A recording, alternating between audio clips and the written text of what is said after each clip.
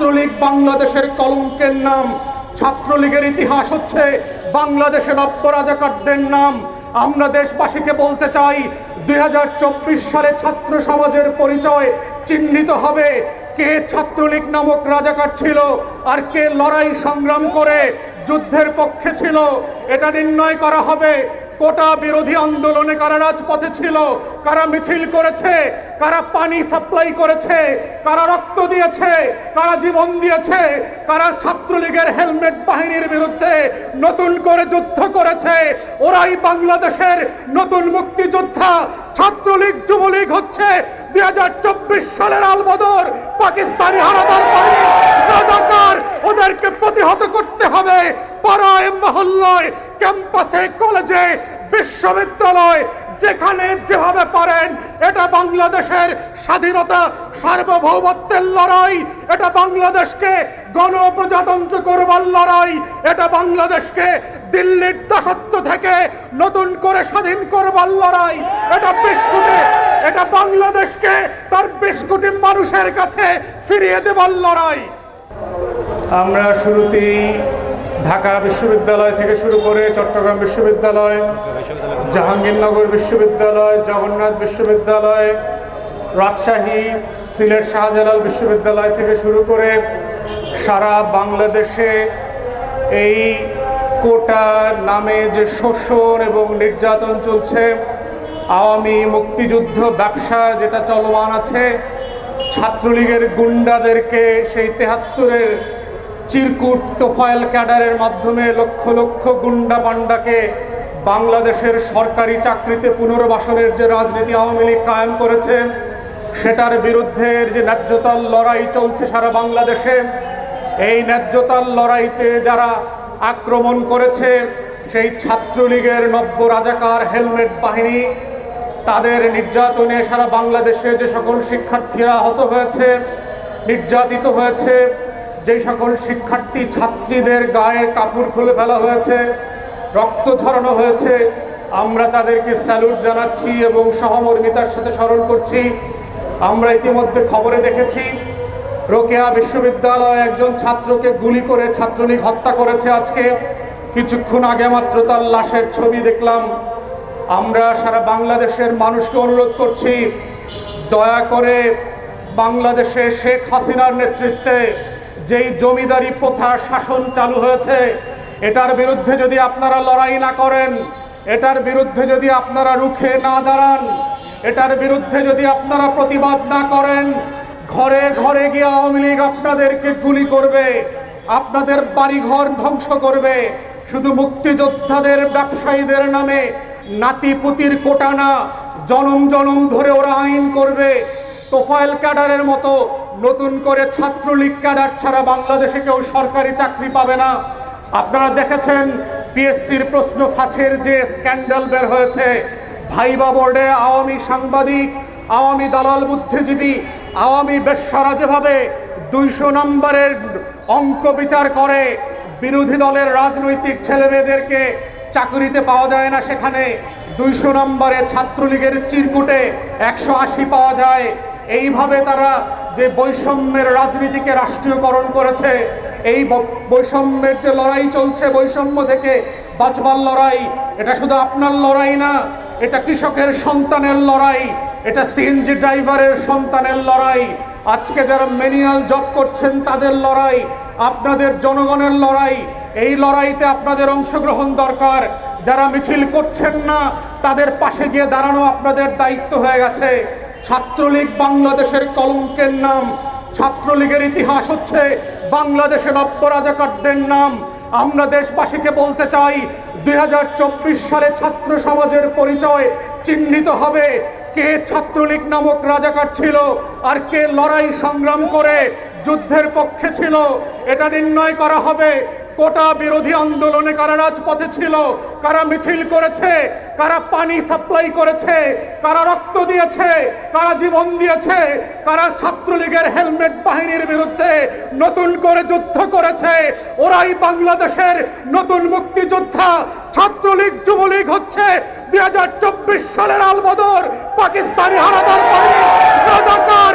ওদেরকে প্রতিহত করতে হবে পাড়ায় মহল্লায়। মহল্লায়, ক্যাম্পাসে, কলেজে, বিশ্ববিদ্যালয়, যেখানে যেভাবে পারেন এটা বাংলাদেশের স্বাধীনতা সার্বভৌমত্বের লড়াই, এটা বাংলাদেশকে গণপ্রজাতন্ত্র করবার লড়াই, এটা বাংলাদেশকে দিল্লির দাসত্ব থেকে নতুন করে স্বাধীন করবার লড়াই, এটা বাংলাদেশকে তার 20 কোটি মানুষের কাছে ফিরিয়ে দেবার লড়াই। ৭১-এর হাতিয়ার গর্জে উঠুক আরেকবার। ৭১-এর হাতিয়ার লড়াই লড়াই লড়াই চাই, লড়াই করে বাঁচতে চাই, এই লড়াই বাঁচার লড়াই, এই লড়াইয়ে জিততে হবে। তাই আমরা দেশবাসীকে বলছি, আপনারা দেখেছেন গতকালকে বিকেল সন্ধ্যা মিলিয়ে সারা রাত ধরে বিভিন্ন ক্যাম্পাসে ছাত্রলীগের হেলমেট বাহিনী কিভাবে বস্তি থেকে টোকাই ভাড়া করে এনে আমার শিক্ষার্থী মা বোনদেরকে পিটিয়েছে, রক্ত ঝরিয়েছে, কাপড় খুলে নিয়েছে, রাস্তায় ফেলে সাপ কুকুর পিটানোর মতো পিটিয়েছে। এই বাস্তবতা বুঝেও দেখেও যদি বাংলাদেশের মানুষের হুঁশ না হয়, মনে রাখবেন এই বেহুশ জাতির স্বাধীনতা হারানোর ইতিহাস আছে। পলাশির প্রান্তর থেকে শিক্ষা নেন, 190 বছরের গোলামি কিভাবে এই দেশের উপরে চেপে বসেছিল। সেই যে দিন সিরাজউদ্দৌলার পক্ষে বাংলাদেশের কৃষক দাঁড়ায় নাই, সিরাজউদ্দৌলার পক্ষে বাংলার বা মাছি বেচারা যারা ছিল তারা দাঁড়ায় নাই। ভাগীরথী নদীর পাড়ে থেকে যখন ব্রিটিশরা সিরাজউদ্দৌলাকে ধরে নিয়ে যাচ্ছিল, হাজার হাজার লক্ষ মানুষ দাঁড়ায় সেই দৃশ্য দেখেছে, প্রতিবাদ করে নাই। সেদিন যদি ব্রিটিশদের গায়ে মির্জাফর, রবার্ট ক্লাইভ আর খসিদি বেগমদের, জগৎ সেটু, মিচাঁদার রায়, লুপ্তরদের ঘেরে যদি একটা করে ঢিল ছুটত, সেই দিন বাংলাদেশ পরাধীন হইতো না, আমাদের স্বাধীনতার সূর্য অস্তমিত যাইতো না। তাই আপনারা যারা বসে বসে এখনো দেখছেন, লড়াই করছেন না, প্রতিবাদ করছেন না, কোটা বিরোধী আন্দোলনের শিক্ষার্থীদের পাশে কোনো না কোনোভাবে দাঁড়াচ্ছেন না, ভয়কে জয় করেন। খোদার কসম, আমরা যেদিন সবাই ভয়কে জয় করে রাস্তায় নামবো, কেউ মরবো না, কাউকে গ্রেফতার করা হবে না। কিন্তু যদি একা একা বসে থাকেন, কুকুর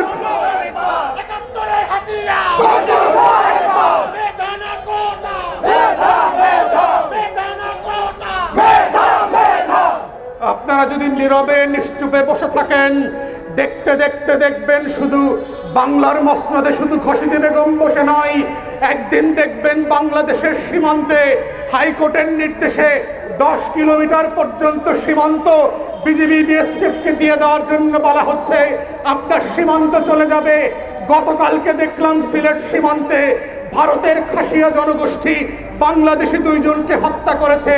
ঘুমন্ত জাতি দেখতে দেখতে দেখবেন একদিন ঘুম থেকে উঠে অন্য দেশের জাতীয় সঙ্গীত বাজছে, একদিন ঘুম থেকে উঠে দেখবেন বাংলাদেশের নাম পরিবর্তন হয়ে গেছে, একদিন ঘুম থেকে উঠে দেখবেন এই স্বাধীন লাল সবুজের পতাকার রং পরিবর্তন হয়ে গেছে, একদিন ঘুম থেকে উঠে দেখবেন বাবা দাদার সাবকওয়ালা দলিলে করা জমিগুলোর মালিকানা পরিবর্তন হয়ে গেছে, একদিন ঘুম থেকে উঠে দেখবেন কোটার নামে বাংলাদেশিরা চাকরি পাচ্ছে না, বিদেশ থেকে আসা বর্ডার ক্রস করে এসে লক্ষ লক্ষ মানুষ আপনার আমার চাকরি কেড়ে নেবে।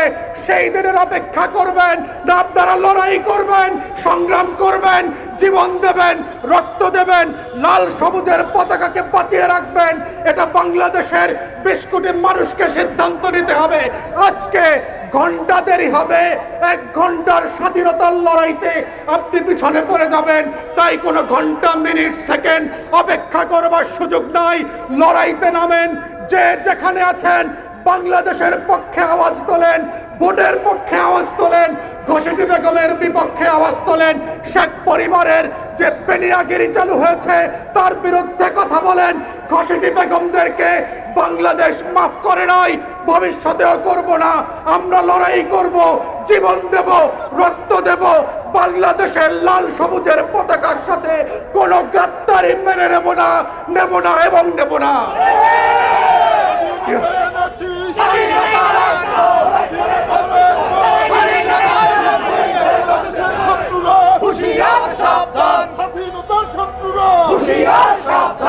প্রিয় দেশবাসী, আমরা শিক্ষার্থীদেরকে বলছি তাদের ন্যায্য দাবি চালিয়ে যাওয়ার জন্য। ঠিক একই সময় বিচার বিভাগকে বলছি সেটেল প্রিন্সিপাল আছে, জুরিসপ্রুডেন্স আছে। রাজনৈতিক কোনো বিষয় ইন্টারফেয়ার করবেন না আল্লাহর ওয়াস্তে। 46 লক্ষ মামলা চলে আছে। 46 লক্ষ মামলার জট যারা সামলাতে পারে না, শাহবাগের মিছিল নিয়ে মন্তব্য করবার এখতিয়ার এবং অধিকার কোনোটা নাই। দয়া করে আপনারা কাজ করেন। পলিটিক্যাল ইস্যু পলিটিক্যালি রিজলভ হইতে হবে।